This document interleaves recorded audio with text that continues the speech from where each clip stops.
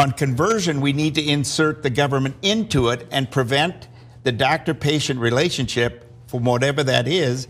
If the person is struggling with some of those behaviors and desires, we want to insert government and say to the counselor or to the therapist, you cannot try to tell him that what he's doing isn't right. You must reinforce his behavior. And isn't that evil? Oh. To a certain degree, you almost believe, that these minors are being groomed for pedophilia. Who knows? In other words, you're trapped in this sexual behavior before you should be, and now we want to ban you from even getting any type of information.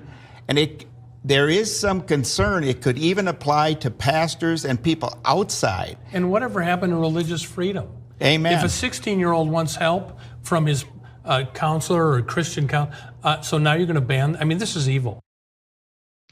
They're talking evil. They're talking information. Keep that in mind. Information. This is Minnesota State Republican Glenn Gruhl-Hagen, and he talks about banning this relationship between a doctor and a patient that is talking to his patient about his patient. But he wants, as he said, insert the government into it. I would assume he calls himself a conservative, but apparently he's not, because I heard they were about small government. But still, he's talked about some formerly gay friends, since he's talking about conversion therapy and how much their lives have changed and how he's happy now. Watch that. I have gay friends. In fact, my first bill that ever got through the House, the Senate, and Governor Dayton signed, I had a homosexual lobbyist that helped me with that. But I also have former gay friends, okay? Yeah. People have left the lifestyle, gotten married, and have children. Yep. So, I mean, the point is, the government is coming in with a heavy-handed approach, primarily the DFL and Governor Walz, and saying you cannot try to help this child who's struggling with these problems.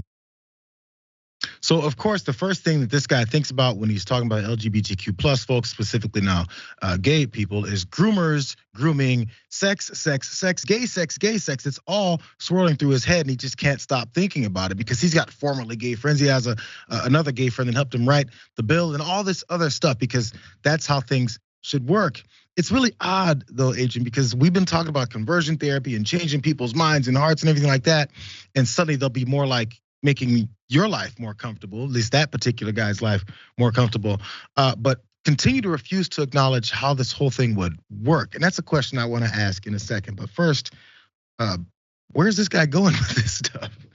You know what? I think where he's going is where the right often goes, which is trying to conflate sexuality and gender identity with things that are criminal, like pedophilia, things that we detest, like pedophilia and grooming and whatnot.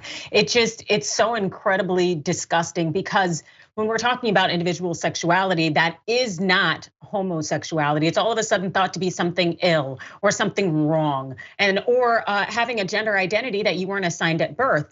The fact is that our society, so many people are trying to limit people, to create these boxes that are a product largely of colonialism, because other cultures were all right and cool with having diversity and difference when it came to sexuality and gender identity. But no, our society really wants to hammer home the thought that you have to fit within this particular box. And so when we hypersexualize members of the queer community, we end up perpetuating these lies and create all of this animosity that results in hate crimes and harms to them.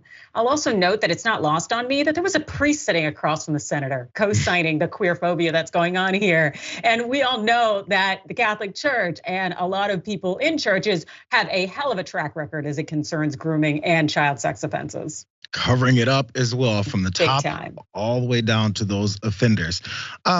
So this is their approach now, in talking about, I guess, thinking this is something that can fly.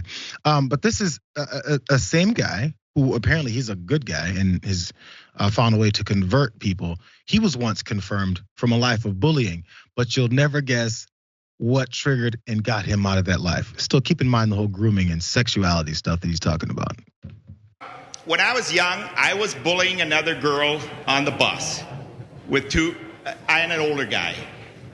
The bus driver told us several times to stop it. And the older guy didn't. I happened to be in the middle. I still blame him, but I got to take some responsibility. The point is, when I got up to leave the bus driver stood up, laid me on the front seat of the bus, and spanked me 3 times, okay? He stood me back up and he told me, don't you ever do that again or you're not riding on this bus. Now, when I got off the bus, I was afraid to tell my dad because I knew what I was going to get, okay? Probably 10 times worse than he gave it to me. But you know what? I never bullied another person on that bus.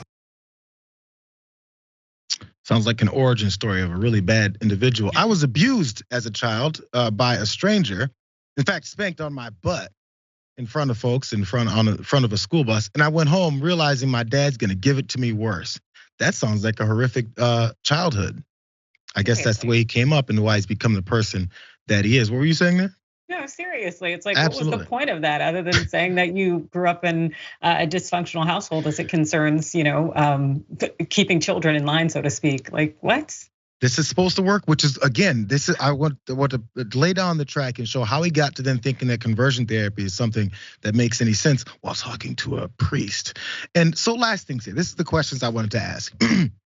So conservatives always like to deny that they don't hate gay folks, LGBTQ plus community. They don't hate them, they want to help them, which is apparently what this guy's claiming to want to do with his conversion therapy. How exactly would that work? Because again, he said he wants to insert the government into it. Nothing the government does happens for free. We always hear about conservatives talking about the overinflated costs of everything within our government, entitlement programs, all these things. Is this an entitlement program? Is this going to help people? They claim it would. So where's the money coming from? Is it statewide? Is it federal? Where's the money coming from? Are you guys ready to put aside some money to convert enough gay folks? How are you gonna identify which gay folks to convert? How did they get gay in the first place? Michael Knowles said he's not looking for the end of transgender people, but transgenderism, which means he's probably thinking about conversion as well. How does it work? How much money are you looking to allocate to do this? If you ask them these questions, they'll be like, blah, blah, blah, blah, blah, blah. I have no idea because there's no answer to it because they don't give a hot damn about converting anyone. They don't care about people that are gay. They don't care about folks that are transgender. They don't care about any of that stuff. They're looking to promote themselves, gain more power, and they need others to do so. They need more boogeymen. They create it. They get folks who don't think clearly to back them up and get violent and mad about it and bloodthirsty, and then they win elections based off of it. He's promoting himself and his ideas to a bunch of idiots. He doesn't actually care about that stuff. He worked with gay people. Isn't that evil? It's crazy how they can keep pushing this type of stuff. And one last part, how are you gonna make sure that you admit these gay folks to their conversion therapy? How are you gonna force them to do it? Because they're evil and they're not gonna listen to you. How are you gonna force it? It might get a little bit physical. Weird how that works.